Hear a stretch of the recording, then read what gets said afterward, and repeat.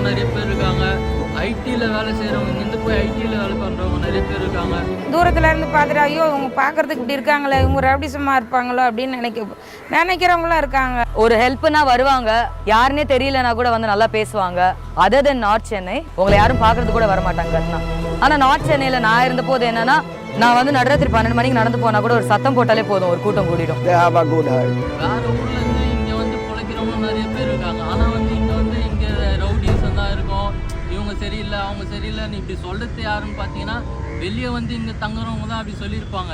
இங்கேருந்து போக மாட்டாங்க, இங்கே இருக்கவங்களே குறை சொல்லிட்டு இருப்பாங்க. ஐயோ இந்த ஊரில் என்னங்க இப்படி இருக்குது, இந்த ஊர் என்னங்க இப்படி இருக்குது அப்படின்னு போகவே மாட்டாங்க, இங்கே இருப்பாங்க. இந்த ஊரை ஸ்பாயில் பண்ணுறது அவங்க தான். சென்னையில் பிறந்து வளர்ந்த ஒருத்தர் வந்து ஒரு பக்கெட்டில் குளிப்பான். வெளியூர்லேருந்து வரவங்க இந்த ஊரில் தண்ணியே இல்லைன்னு சொல்லுவாங்க, 15 பக்கெட்டில் குளிப்பாங்க. என்னங்க இந்த ஊரில் தண்ணி இல்லைன்ட்டு இருக்கிற தண்ணியெல்லாம் அவங்க தான் வீணாகிறது.